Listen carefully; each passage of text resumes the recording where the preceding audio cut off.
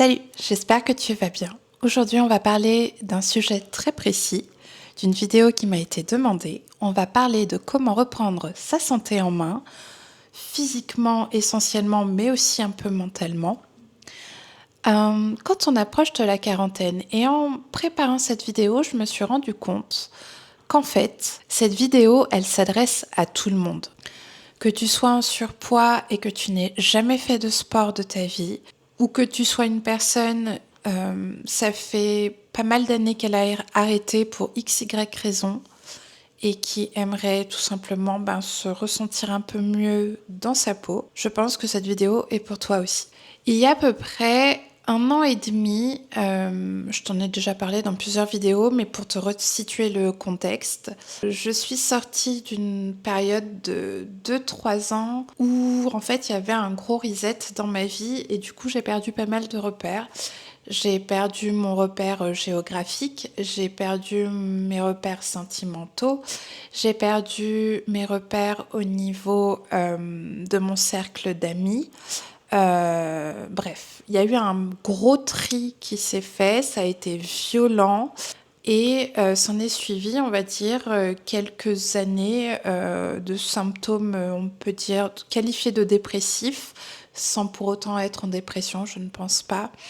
Mais c'était une période où volontairement je me suis dit ok, là ça va pas, je vois que ça va pas et j'ai beau faire tout ce que je veux pour aller mieux, ça va pas mieux, donc je vais me foutre la paix et je vais traverser ça comme si c'était normal, en me disant que quand je ne ressentirai plus cette colère, cette haine, cette tristesse, cette incompréhension, en fait, j'aurais fini de traverser ce que je dois traverser. J'irai mieux, en fait, pour reprendre soin de moi comme j'avais l'habitude de faire. Donc, pendant ces quelques années, tu te doutes que j'ai été un légume.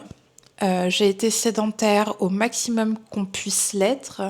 Je me concentrais sur toutes les choses qui m'apportaient un peu de bonheur. Donc, pour moi, ça a été surtout être avec les gens qui restaient de mon cercle d'amis, beaucoup de repos. Et une fois que je me suis sentie mieux, j'ai eu cette envie de me retrouver, de me reconnecter à moi, de bouger et de me sentir bien. Parce qu'une fois que mentalement c'était ok, je sentais que voilà, je m'étais totalement détachée de toutes ces raisons qui m'avaient mis dans un état lamentable. Je me suis dit ok meuf, il est temps de te reprendre en main, de te retrouver et d'être la queen que tu es. Et je vais te montrer dans cette vidéo, étape par étape, tout ce que j'ai fait il y a 1 an et demi pour perdre à peu près une dizaine de kilos, on va dire. J'ai gagné plus que je n'ai perdu. J'ai gagné de la confiance en moi, j'ai gagné de la force tout court, j'ai gagné de l'endurance, j'ai gagné de la joie de vivre, de la fierté envers moi-même.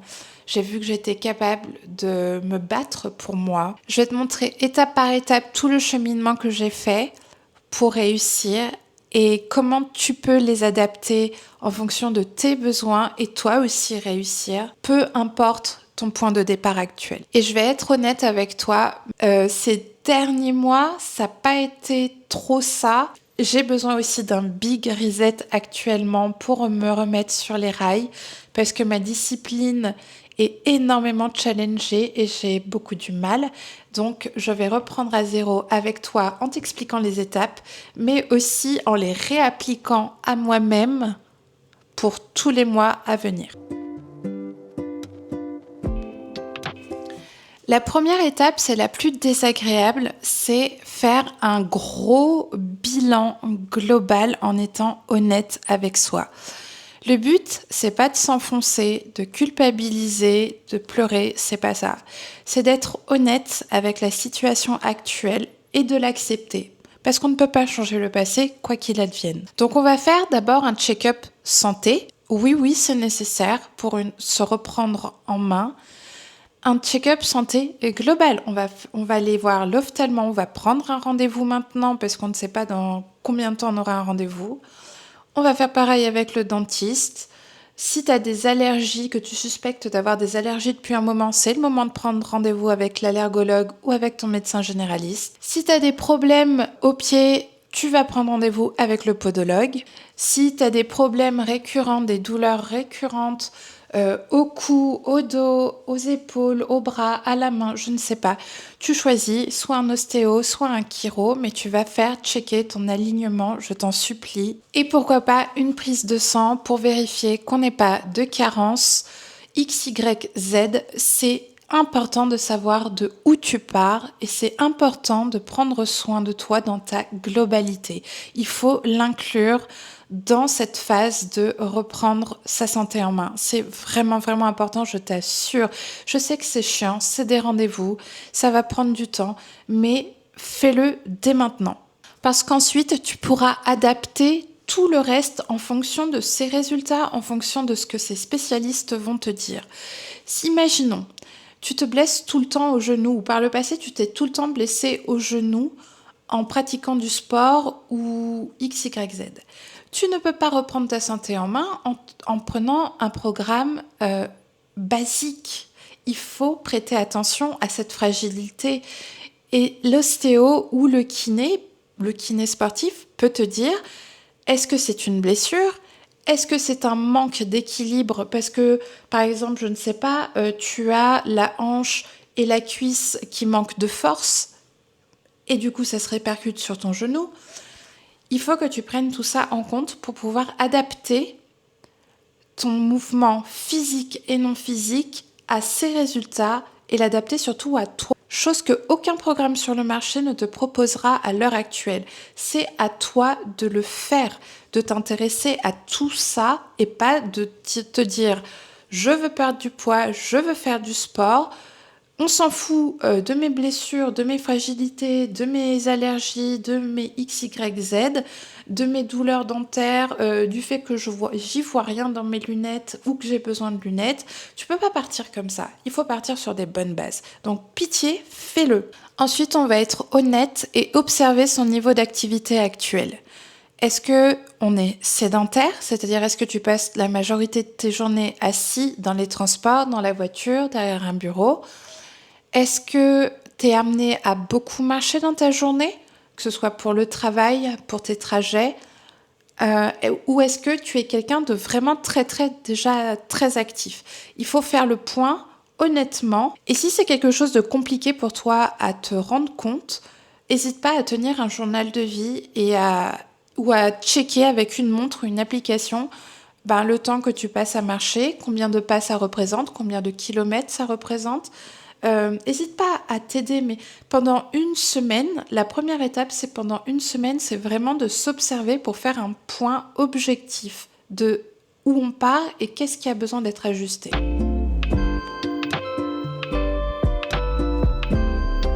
Ensuite, on va poser les bases et on va identifier ta motivation. C'est hyper important que tu utilises cette méthode préhistorique du papier-stylo pour poser tes motivations. Et pitié, ne pose pas en motivation « je veux perdre X kilos » ou « je veux retrouver mon corps de mes 20 ans ». Non, c'est pas une motivation ça. C'est juste vouloir quelque chose. Une motivation, c'est ne plus être essoufflé en montant des escaliers. C'est pouvoir courir avec les enfants quand on joue ensemble sans canner. C'est pouvoir faire du vélo. C'est réussir à nager je sais pas combien en distance, c'est pouvoir courir je ne sais pas combien de kilomètres. Ça, c'est des vrais objectifs de motivation. Il faut que tu trouves des choses qui ne sont pas liées purement à ton poids et à ton physique, qui te donnent envie de faire ce dans quoi tu vas te lancer. Projette-toi. Et qu'est-ce qui va changer dans ta vie si tu atteins dans ton objectif ? Est-ce que tu vas te sentir mieux dans tes vêtements ?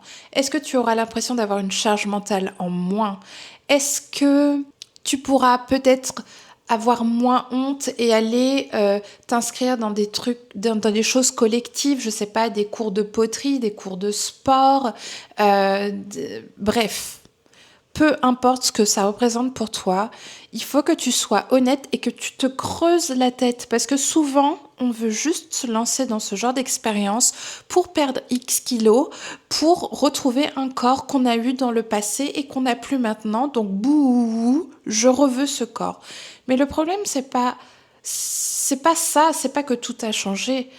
Le problème, c'est que tu veux des choses qui n'existent plus. Parce qu'aujourd'hui, tu ne pèses pas le poids que tu voudrais peser et tu n'as pas le corps que tu voudrais avoir. C'est des choses sur lesquelles tu n'as pas vraiment de champ d'action.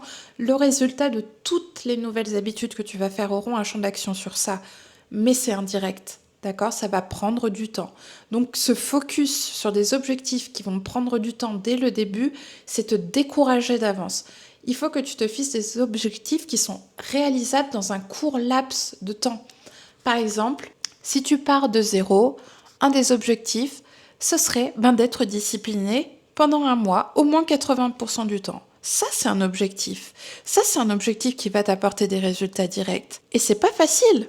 Crois-moi, c'est pas facile d'être discipliné. Même si c'est pas 100% du temps. 80% du temps, être discipliné, c'est pas facile. Et si c'était facile, crois-moi, perdre du poids, perdre de la graisse, faire une transformation physique ne serait même pas un sujet sur les réseaux, tellement ce serait facile pour tout le monde. Donc tu prends ton temps avec ta feuille et ton stylo, tu notes, même si ça te prend plusieurs jours, il faut que tu creuses. Vraiment, creuse. Même si au final sur ta feuille, c'est juste, le seul truc que tu as marqué, c'est être fier de moi, et ben c'est parfait. Franchement, c'est parfait, parce que ça n'a rien à voir avec le poids, ça n'a rien à voir avec le physique, et ça a tout à voir avec comment tu te sens toi. Donc, pour moi, c'est valide.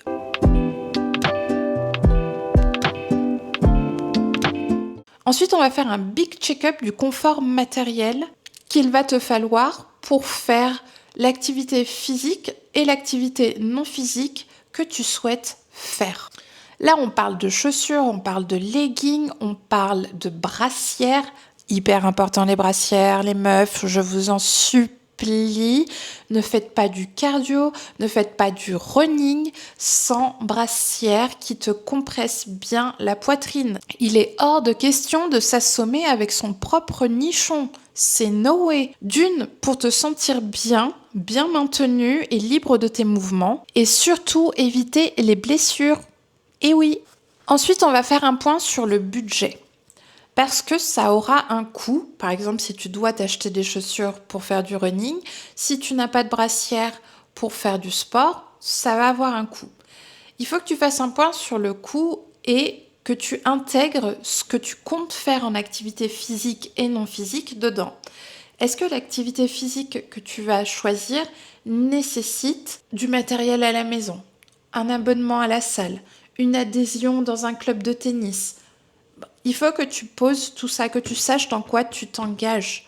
Donc on met tout ça à plat et on regarde à combien ça va nous revenir. Est-ce que ça va être une dépense mensuelle? Est-ce que c'est une dépense juste de départ, l'histoire de s'acheter un legging, une brassière de sport et je sais pas moi, un tapis de marche, imaginons? Ou est-ce que c'est des dépenses qui vont être annuelles? C'est à toi de voir. Il faut le savoir dès le départ.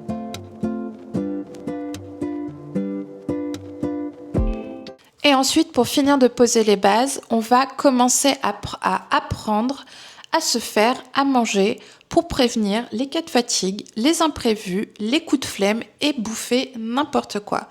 Parce que on peut manger de tout, c'est-à-dire de trouver un équilibre. Moi, vraiment, je prône cette alimentation-là sans aucune restriction. Tout fait partie d'une alimentation équilibrée, c'est la dose qui en fait le poison. Et je ne suis pas du tout partisane de la privation ou de diaboliser certains types d'aliments. On est d'accord que si on sort d'une journée épuisante, éreintante émotionnellement, mentalement et physiquement, le dernier truc qu'on a envie de faire dans sa journée, c'est faire à manger. Et surtout en plus si tu ne vis pas seule et que tu as des enfants, etc., etc. Donc, il faut prévenir tous ces moments-là.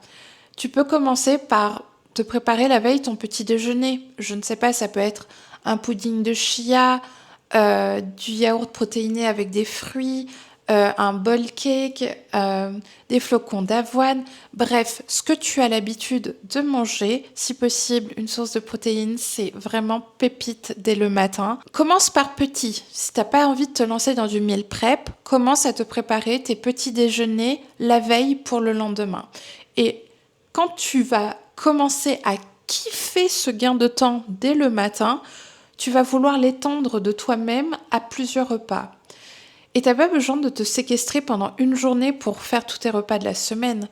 Moi, ce que je fais, et qui marche plutôt bien dans mon cas, c'est peu importe ce que j'ai envie de cuisiner pour mon repas de midi aujourd'hui, je vais faire en sorte d'en cuisiner beaucoup plus pour qu'il y en ait pour aujourd'hui, pour demain et peut-être même pour encore le jour d'après. Et ça te fait gagner un temps de vie extraordinaire. Et du coup, tu sais que tu as un repas équilibré avec des protéines, des légumes, des glucides, des lipides qui va t'attendre déjà tout prêt. Et tu n'auras pas besoin d'y penser, tu n'auras pas besoin d'y consacrer de l'énergie ni du temps. Et ça, il faut prendre l'habitude de le faire parce que c'est vraiment quelque chose qui te permet de tenir sur le long terme et de réussir. Tout ce qui te facilite la vie de manière générale, c'est bon. Penser ces repas en avance et les préparer en avance en fait partie.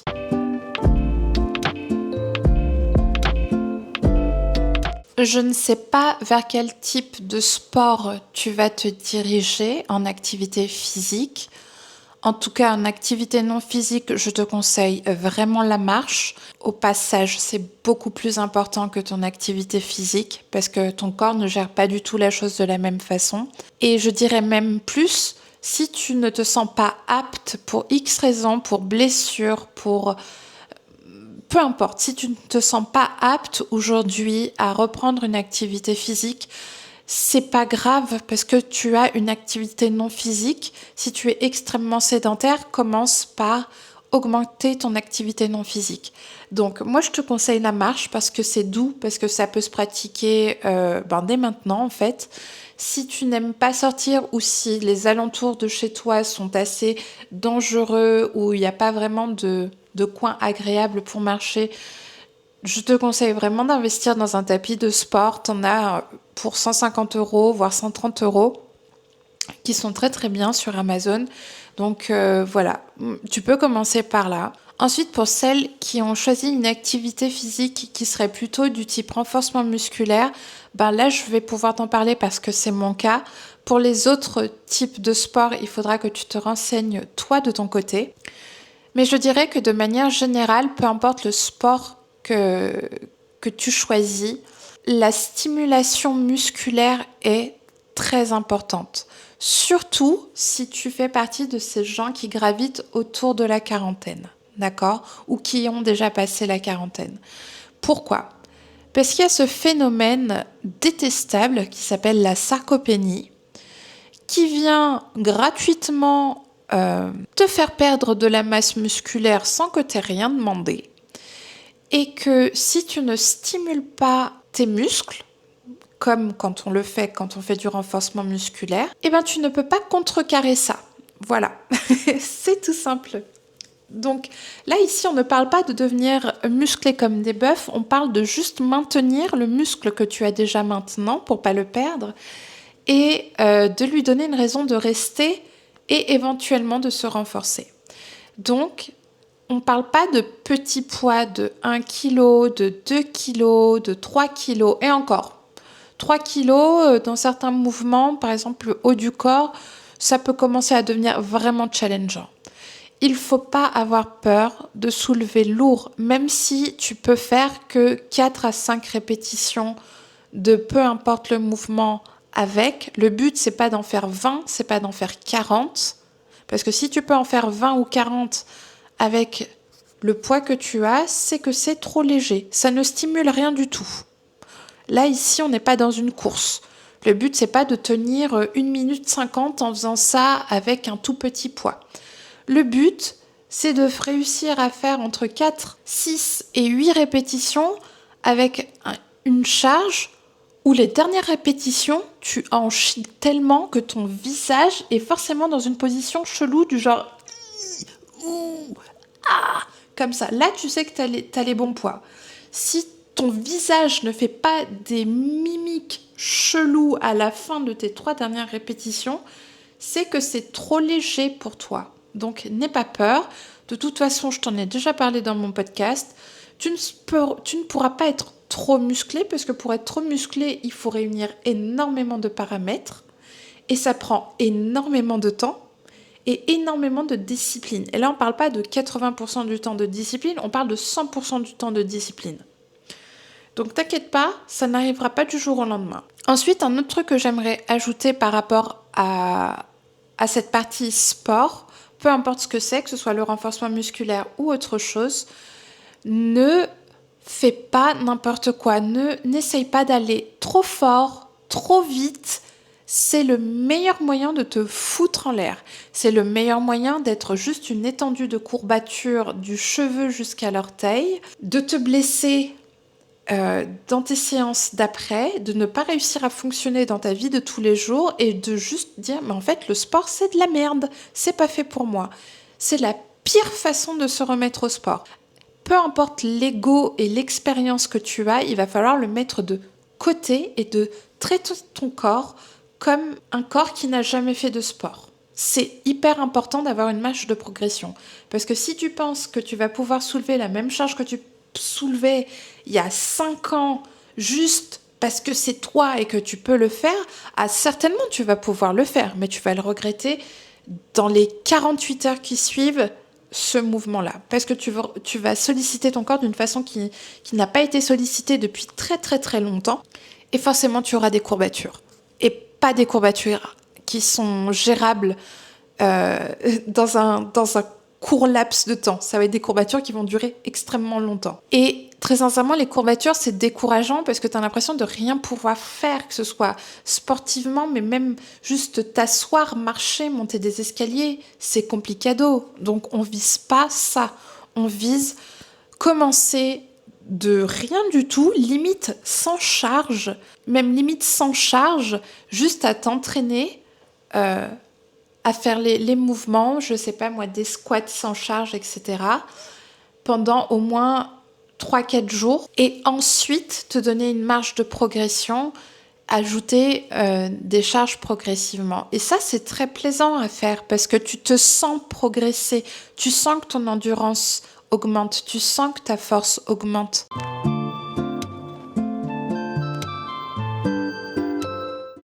En termes de combien de fois je dois faire du sport dans la semaine, 4, c'est le grand maximum. Je veux rien entendre. 4, c'est le grand maximum. 2, 3 ou 4, c'est toi qui choisis en fonction de ce que tu veux y consacrer en temps et en énergie et de ton emploi du temps. Mais 4, c'est le grand maximum. Ne te force pas à faire plus de 4 fois du sport dans ta semaine.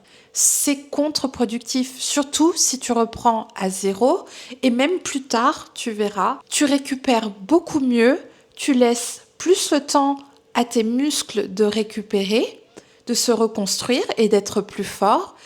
Et pour moi, c'est la meilleure solution. Ne pas dépasser 4. Après, c'est à toi de voir. 2, c'est très bien aussi quand c'est très bien fait. 3, c'est très bien aussi quand c'est très bien fait. Et 4, c'est très bien aussi quand c'est très bien fait. Il n'y a pas de chiffre idéal. C'est à toi de choisir. Mais pas plus de 4. Vraiment, par expérience, crois-moi. Oh, et un dernier truc concernant le sport. Je t'en supplie, échauffe-toi. Même si c'est que 5 minutes de marche rapide, fais-le. Mais échauffe-toi. Prends le temps de t'échauffer. Tu peux pas passer d'un corps qui n'a rien fait à un corps qui va être en guerre. C'est pas possible, surtout quand tu approches de la quarantaine, et c'est pas possible aussi si tu reprends le sport après une longue période d'inactivité ou que tu commences le sport.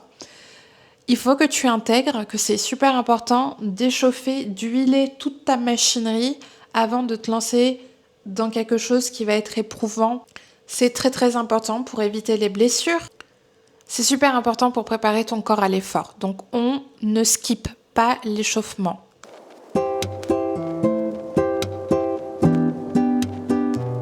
Et pour tous ces sujets qu'on a abordés, il faut que tu te donnes du temps. Que ce soit pour faire un ton big check-up, que ce soit pour faire le point sur ton activité physique, que ce soit pour faire le point sur tes besoins vitaux actuels. Est-ce que je suis assez hydratée maintenant? Est-ce que je dois progresser vers une meilleure hydratation? Est-ce que je dors assez? Est-ce que je dors mes 8 heures minimum par jour? Comment je peux faire pour améliorer ça? Tout ça, ça fait partie de reprendre sa santé en main. Et crois-moi, surtout si tu veux te lancer dans du sport ou une activité physique ou non physique, ou l'augmenter du moins, tu peux pas te lancer dedans si ton sommeil et ton hydratation et ton alimentation, c'est le chaos. Donc prends le temps de prendre le temps et de progresser, d'accord? C'est important de te donner le temps, en fait, de passer de tout ce que tu faisais avant à améliorer ces méthodes-là. Et ça va pas se faire du jour au lendemain et tu pourras pas réussir du premier coup sur tous les fronts. Donne-toi le temps, ça sert à rien de rusher. C'est le meilleur moyen de vouloir tout trop vite et de faire n'importe quoi et d'abandonner aussi vite que tu as commencé.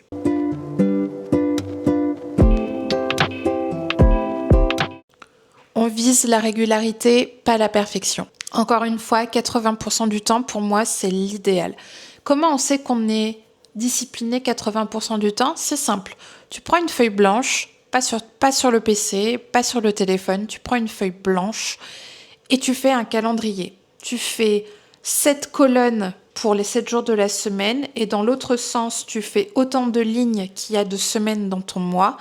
Ça va te donner des cases. Chaque case représente un jour du mois et dans chaque case, je veux que tu te notes 2 ou 3 choses qui sont non négociables dans ta journée pour aller vers ta remise en forme et reprendre ta santé en main. Je vais te donner un exemple en prenant mon calendrier à moi. Sur chacune de mes cases, j'ai 8 km, ce qui correspond à mes 10 000 pas sur mon tapis. Et j'ai soit renfo, soit repos, soit stretching. Donc ça va dépendre du jour. Et bien sûr, respecter mon plan alimentaire que je me suis fixé à moi-même. Si une de ces 3 choses n'est pas honorée, je fais un rond. Si ces 3 choses ont été honorées, je fais une croix. Le but sur ton calendrier, c'est d'avoir entre 24 et 26 croix tous les mois. Et ça veut dire, quand tu les as, que tu as été à 80% du mois discipliné et c'est excellent et tu peux être extrêmement fier de toi. Est-ce que sur les jours qui restent, autres que ces 24 et 26 jours, tu peux faire n'importe quoi? Pas forcément, mais tu te donnes une marge de foirage qui est inévitable. Je ne sais pas, t'as pas pu aller à la salle de sport? T'as mangé un peu plus que prévu parce qu'il y avait, je sais pas, Michel au travail qui a ramené du gâteau parce que c'est son anniversaire? Bah, profite de la vie en fait. Voilà. Moi, je me donne toujours une marge pour vivre la vie en fait, tout simplement. C'est pas des cheat days, c'est pas des cheat meals parce qu'on ne cheat avec personne, ni avec la personne que t'aimes, ni avec toi-même. On ne cheat pas. Il faut trouver un équilibre et cet équilibre, c'est 80% du temps et pas la perfection, d'accord? Donc entre 24 et 26 jours de ton mois, tu vises ces 2 ou 3 objectifs. Dans l'idéal, il faut que ce soit un objectif en termes alimentaires et un objectif en d'activité, que ce soit une activité physique ou non physique, c'est à toi de choisir. Donc moi j'ai les 3 du coup. J'ai mon activité non physique qui est la marche, mon activité physique si c'est le cas le jour de la semaine en question, et mon alimentation. Voilà. Donc je te donne des idées, mais c'est vraiment vraiment comme ça que j'ai réussi, c'est en étant honnête avec soi-même. Et il n'y a pas d'à peu près, c'est est-ce que tu l'as fait ou est-ce que tu l'as pas fait? Et c'est pas mal d'avoir un cercle. On veut des cercles dans le mois. C'est pas grave, t'as pas foiré. Ça veut juste dire que ce jour-là, tu as conscience au moment où tu fais le cercle que tu n'étais pas en progression vers ton objectif. Au final, ça fait que quand tu te retrouves avec un calendrier où c'est moitié cercle, moitié croix, ben t'es pas étonné de pas avoir de changement, de pas avoir de progression. On n'est pas surpris quand on voit ça. On est juste honnête avec soi-même, d'accord? Donc quand on tient un cercle, on est content, on sait qu'on a une marge de progression, donc il y a de la place pour les cercles dans ton calendrier, on est OK avec, on est conscient qu'on n'a pas progressé ce jour-là vers notre objectif. Ça t'empêche pas d'être un peu plus discipliné les autres jours, tu vois ce que je veux dire? Donc c'est à toi de gérer. Et c'est à toi de gérer aussi ta progression de cette façon, en étant honnête avec toi-même. Cet outil du calendrier, je te jure, c'est pépite. Utilise-la.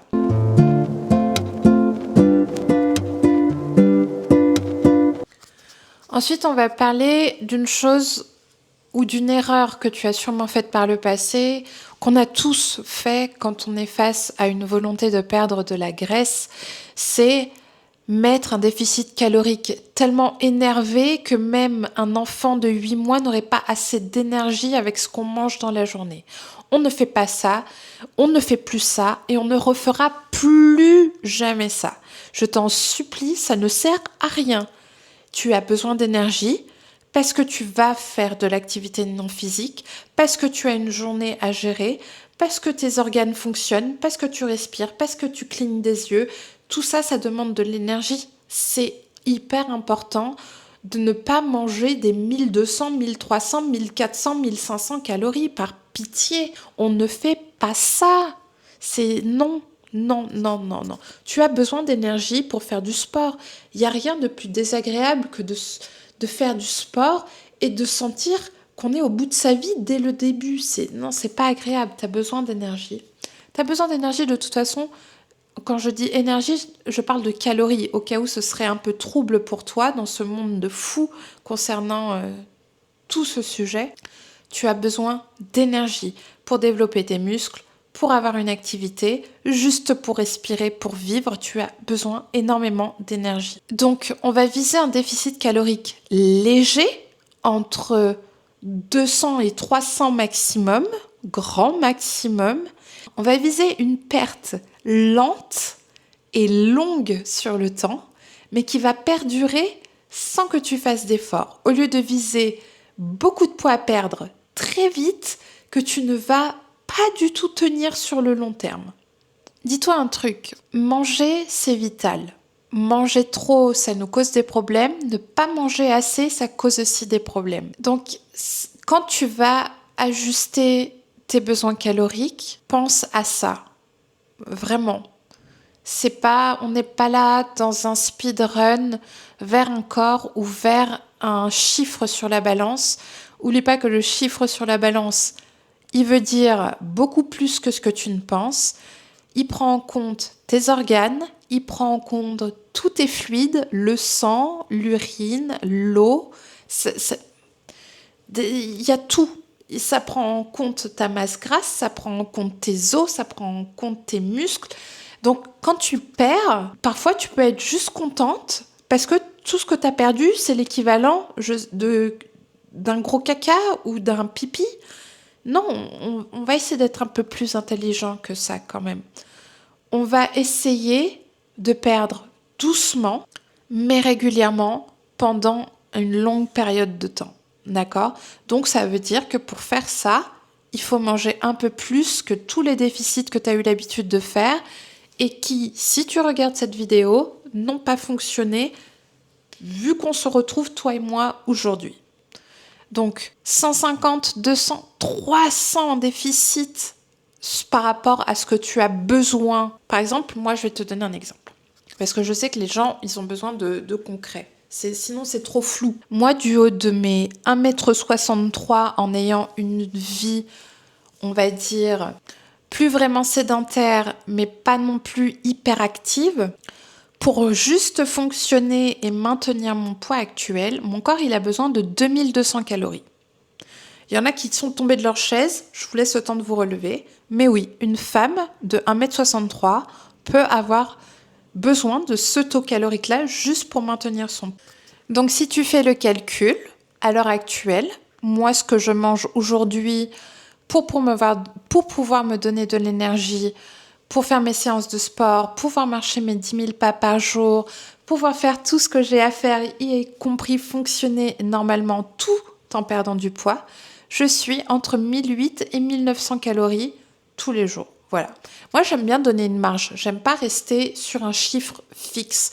J'aime bien viser un chiffre et me donner 100 de marge en plus et en moins. Donc, moi, je calcule un peu comme ça. Mais après, tu fais comme tu veux. Mais c'est hyper important de pas viser trop bas. D'accord ? Surtout sur du long terme. C'est pas bon pour ta santé, c'est pas bon pour ton mental et c'est pas bon pour les troubles alimentaires de manière générale.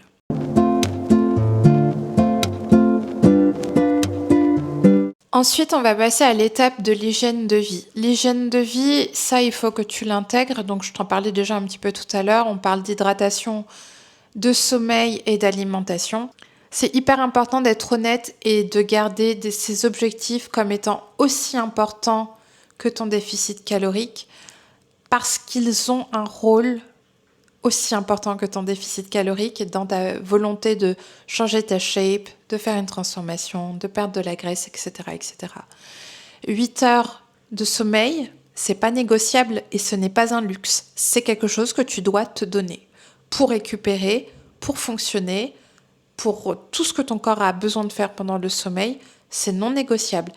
Oui, peut-être que ça signifie que tu pourras pas regarder ta série avant de te coucher, que tu pourras pas scroller pendant des heures avant de te coucher. Je suis désolée, mais c'est comme ça, c'est la vie. Je t'assure que passer tes 30 ans, et tu le sens encore plus passer 35 ans, si tu n'honores pas tes 8 heures de sommeil par soir, mazette, je veux pas être à ta place. Je l'ai fait, là je suis en déficit de sommeil parce que j'ai eu de la toux pendant 5 nuits d'affilée, j'ai eu des nuits épouvantables, et ça c'était il y a 2 semaines, j'en paye encore les conséquences. Et pourtant, je dors mes 8 heures de sommeil par soir ces derniers temps. J'en paye encore les conséquences. Donc, les 8 heures de sommeil, fais-en ta priorité. Il y a un autre truc aussi en hygiène de vie qui est très important, c'est la gestion du stress. Il faut que tu comprennes que faire du sport, avoir une activité physique, pour le coup, pas non physique, c'est la différence entre les deux. Avoir une activité physique, faire du sport, c'est une situation de stress pour ton corps. Si lui, on lui demandait, alors là, tu fais quoi ? Il va pas te dire, je nage, je cours, je saute. Il va dire, là, je suis en situation de crise. Et c'est exactement comme ça qu'il le gère. Donc, dans ton hygiène de vie, il faut que tu prennes le temps, en plus de ton stress quotidien, de ta vie, de ton travail, de tout ce qui t'entoure et du sport éventuellement que tu vas faire, d'intégrer une gestion de stress, peu importe la forme que c'est. Ça peut être de la marche en écoutant de la musique, de la marche en plein air, des petites randos sympas en chill. Ça peut être du yoga, ça peut être une déconnexion digitale quelques heures, quelques jours, par exemple le week-end. Ça peut être des exercices de respiration.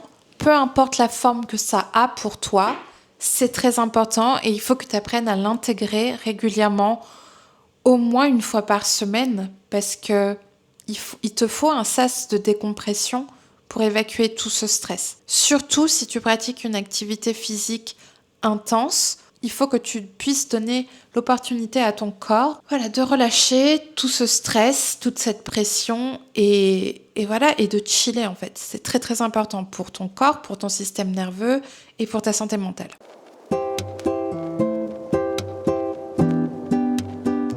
Donc voilà, j'espère que ça n'a pas été trop brouillon ni trop long, ça je le verrai au montage, mais que ça t'a bien expliqué tous les points que j'ai pris il y a 1 an et demi et que je vais reprendre dès aujourd'hui en fait, pour faire un point sur la situation et préparer un plan d'attaque.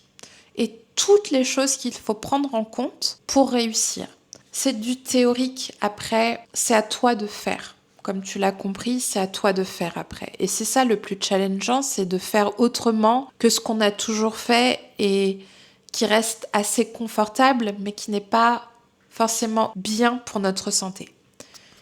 Il n'y a pas de mal à prendre un week-end off. Bon, je fais pas de sport parce que je pense que j'ai fait des belles séances cette semaine. Il n'y a pas de mal à dire, aujourd'hui, je le sens, j'ai un peu plus faim que d'habitude, donc je vais dépasser un petit peu mon plan alimentaire, mon déficit calorique que je devrais faire. Il n'y a pas de mal à ça.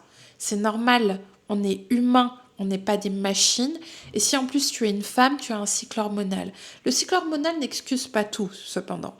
Mais il est vrai qu'avant les règles et pendant les règles, on a un peu plus d'appétit parce que notre corps brûle un peu plus d'énergie.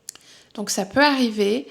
Et dans ma méthode avec le calendrier, il y a de la place pour ça. D'accord ? Donc ne te stresse pas parce que tu n'es pas parfaite, parce que c'est pas la perfection, parce que ta séance de sport, elle était mais on s'en fout. La plupart du temps, les séances de sport, quand tu les fais, t'as pas l'impression d'avoir fait une séance de ouf. Et c'est pas le but d'avoir fait une séance de ouf à chaque séance. La plupart du temps, les séances, elles sont juste ok. Tu vois ce que je veux dire ? Ok sans plus. Voir des séances où voilà, t'avais pas d'énergie, t'as fait de ton mieux, mais c'est le plus important, c'est pas la qualité, c'est le fait que tu l'aies fait. Tu l'as fait, tu t'es tenu ta promesse à toi-même, tu l'as fait et tu l'as fait pendant 24 ou 26 jours ce mois-ci. Et ça, je t'assure qu'il y a très peu de personnes autour de toi qui sont capables de dire la même chose à chaque fin de mois. La discipline, c'est vraiment quelque chose de dur et sur lequel il faut travailler constamment, parce qu'il y aura des périodes où elle sera facile, elle sera innée, il y aura des périodes beaucoup plus challengeantes où va falloir redoubler d'efforts, va falloir se battre contre soi-même et c'est normal et c'est ok, ça fait partie du chemin. Mais je t'assure que si tu suis les mêmes étapes que moi, que je viens de t'expliquer en détail, et que tu l'adaptes à tes besoins, tes objectifs, tes particularités physiques, ton niveau actuel, tu peux que réussir. Je t'assure, et donne-toi le temps. Je veux pas des gens qui se donnent des objectifs de réussir en 3 mois ou rien, en 2 semaines ou rien, en 30 jours ou rien. Ça va te prendre du temps, ça va te prendre des mois, ça va te prendre peut-être 1 an, 2 ans, 3 ans. Moi, regarde, pour perdre, j'avais perdu 13 kilos, j'en ai peut-être pris 3. Ça m'a pris 1 an en suivant cette méthode-là. Et j'ai repris mes 3 kilos parce que c'est normal de reprendre quand tu es dans une situation où tu stabilises. Chose à savoir d'ailleurs. Très important à savoir ça, on en parlera dans une autre vidéo. Mais t'as pas un poids fixe toute l'année quand tu n'es pas en perte de poids. Donc là, sachant que je considère que je suis à la moitié de mon parcours, je vais m'engager officiellement avec toi en caméra et en vidéo pour me lancer dans ma deuxième partie que je n'ai pas commencé au final, parce que 2025, au final, j'ai été que en stabilisation. Je me suis pas donné l'opportunité de réussir à être aussi disciplinée qu'il y a 1 an et demi. Je l'ai été, mais pas assez pour avoir des résultats. Tu verras cette vidéo le dernier jour du mois d'août. Donc, considère qu'à partir de septembre, j'entre officiellement et solennellement avec un engagement envers moi-même dans la deuxième partie de reprendre ma santé en main et de perdre la masse grasse que je veux, de gagner en endurance, de gagner tout ce que je peux y gagner en fait et d'avoir tous mes signaux de santé dans le vert. Et franchement, je serais vraiment heureuse parce que c'est un objectif qui a toujours été le mien, d'être en bonne santé. Et j'ai toujours été ni en extrême surpoids, ni en extrême bonne santé. J'ai toujours été entre les deux, à la limite, dans le orange. Et j'ai envie d'être dans le vert pour une fois, d'avoir tous mes marqueurs de santé dans le vert. Et j'ai hâte, et il est temps, et let's go! Donc, n'oublie pas que peu importe ton âge, il n'est jamais trop tard pour le faire, pour reprendre ta santé en main, pour faire un bilan, pour passer toutes les étapes. Prends le temps de prévoir ton plan, de checker tout ça. Et je t'assure que si tu suis ma méthode, qui n'est pas une méthode révolutionnaire, mais qui est une méthode en fait qui est tout simplement logique, tu ne peux que réussir. Voilà. Et que c'est pas grave d'avoir des jours où c'est moins bien ou que t'as pas été en progression, parce que de toute façon, on vise pas la perfection. Voilà. Dans tous les cas, je te dis, prends soin de toi car tu es ta priorité toujours. Et on se retrouve dans une prochaine vidéo. Bye bye.